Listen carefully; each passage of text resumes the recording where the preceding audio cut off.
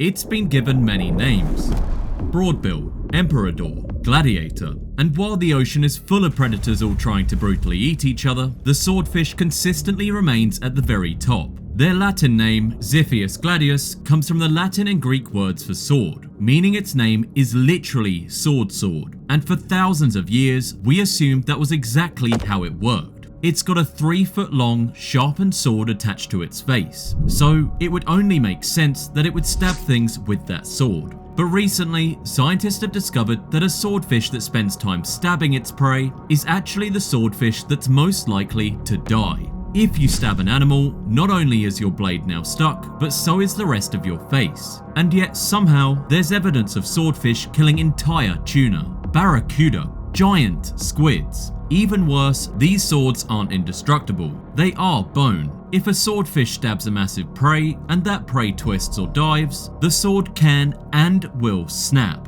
And a swordfish without its sword is just a fish. A really bad fish, with no hydrodynamics, balance, or defense. For millions of years, evolution has been sharpening a weapon that, if used the way we thought it was used, would lead to certain death for the user, which raises a massive question. If the sword isn't a sword, then what is it? Why would you bother attaching something so extravagant, yet completely impractical to your face? And how have these creatures somehow still become apex predators?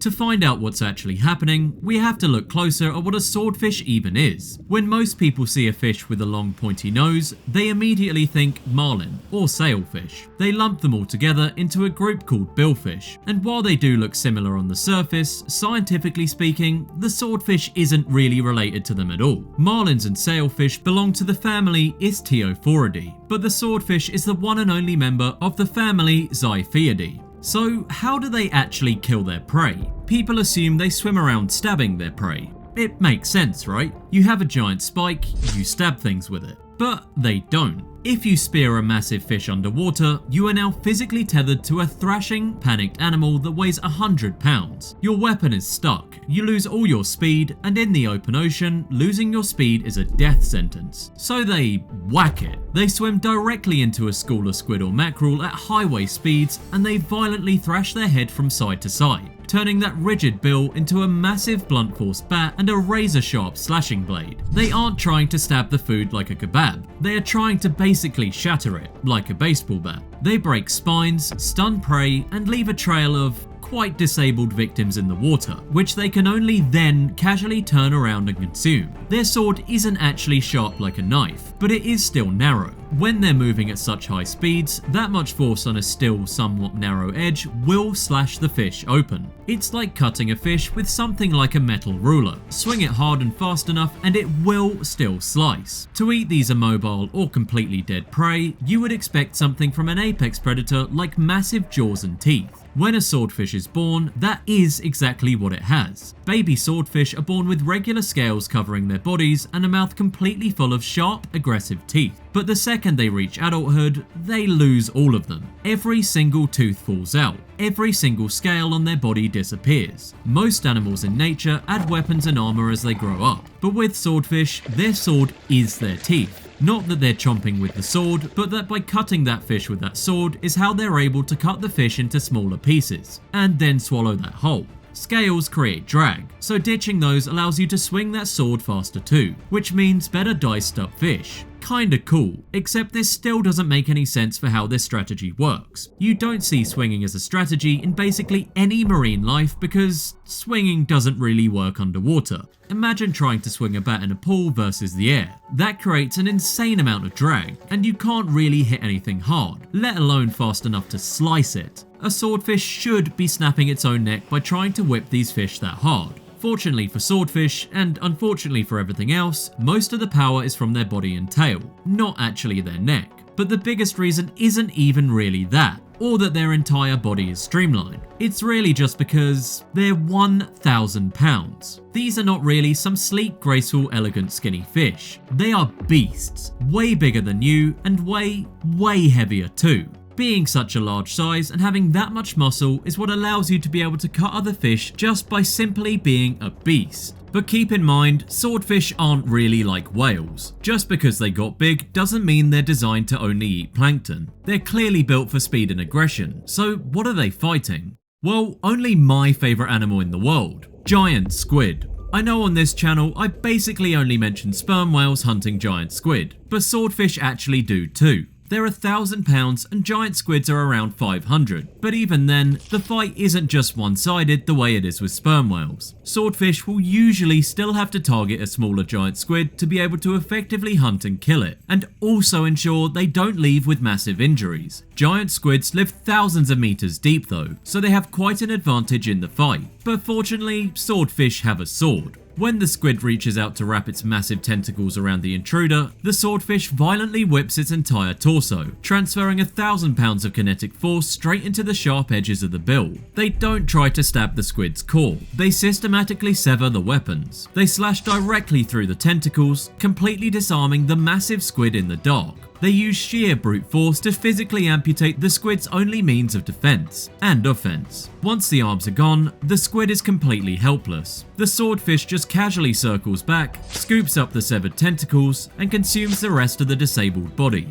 With a battle like this though, swordfish could lose. Sperm whales are 50,000 pounds. Giant squids are 500. That's like 100 times weight difference versus a 2 times weight difference with a swordfish. You hear about the sperm whales more often because they can basically ensure they win over 95% of their encounters against giant squids. Swordfish have to be a bit more opportunistic. We still don't really have footage of these battles though, because of how deep they are, so most of this is speculation from stuff like tentacle scars on the swordfish bodies. If you saw our video on the megalodon, you might remember how baby megalodons are born at over 6 feet starting from birth, making them already gigantic to start. This happens with most animals that give live birth under large marine predators. Swordfish don't do live birth though, which means they are barely a few millimeters long. They are entirely transparent and definitely don't have a giant sword. So if they want to survive long enough to become 1,000 pounds, they have to outgrow everything that wants to eat them, and they have to do it instantly. A swordfish grows faster than almost any other vertebrate on the planet. From the moment they hatch, their entire biological directive is just eating. They do eat tiny plankton to start, then tiny fish, then medium fish, scaling up their diet every single day until eventually they can eat giant squids. Get huge immediately, or you die.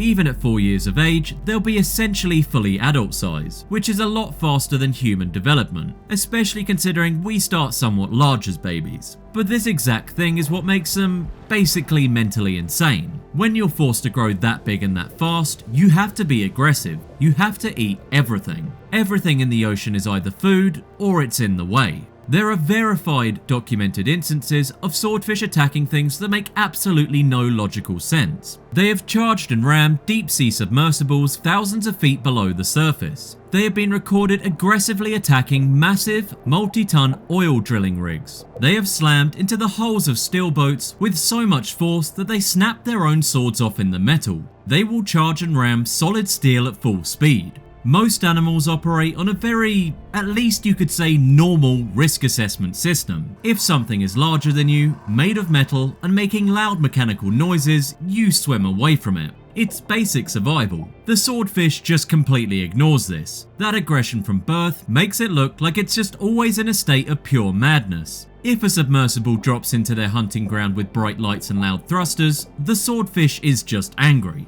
They will throw their 1,000-pound bodies at industrial machinery purely out of territorial rage. They are so hardwired for absolute dominance that the concept of fear simply does not exist in their neutral pathways. Unfortunately, this kind of aggression means they live a more or less lonely life. If swordfish travelled in large groups, they would completely eradicate entire ecosystems in a matter of days. Outside of the brief moments of reproduction, you will almost never find adult swordfish travelling, hunting, or living anywhere near each other. They actively avoid their own kind. The ocean simply cannot support more than one of them in an area. If 2 adult swordfish decide to hunt in the exact same zone, they will drain that zone of life. There are not enough squid, not enough mackerel, and not enough energy in a single patch of the open ocean to fuel 2 of these guys at the same time. Even if they wanted to cooperate, their biology prevents it. If another swordfish is nearby, it is stealing your calories. It is threatening you, and considering swordfish feel threatened by a wall of steel, they won't take lightly to someone actually stealing their food. So what actually kills them? Well, as I said, they're apex predators, essentially. Adult swordfish don't really get hunted. They don't get chased down by sharks, and they rarely ever fall victim to killer whales, unless there's intentional coordination from a pod to stop it from fleeing. What does kill them are microscopic parasites, or sheer exhaustion. The ocean is entirely filled with microscopic worms, parasitic copepods, and other nasty stuff. Swordfish are notorious for carrying massive loads of highly specialized parasites that latch onto their gills and feed directly off their internal organs. Because the swordfish is constantly burning thousands of calories to stay warm and swim fast, it exists on a pretty thin line. If parasites compromise their gills, their oxygen intake drops. If their oxygen drops, they can't swim fast. If they can't swim fast, they can't catch food. And then you die. Living in a constant state of hyperaggression, extreme temperature shifts, and massive caloric burn also eventually degrades their bodies. Most swordfish, especially males, barely even live 10 years. Living like Larry, if Larry was a swordfish. Nature always balances the scales, and when you're this sick and awesome of an animal, it's gonna cost you something. But at least you got to live a really sick, solo, wild life. Thank you for watching, and if you enjoyed, check out our video here about orcas and how they are hunting and brutally killing everything they see.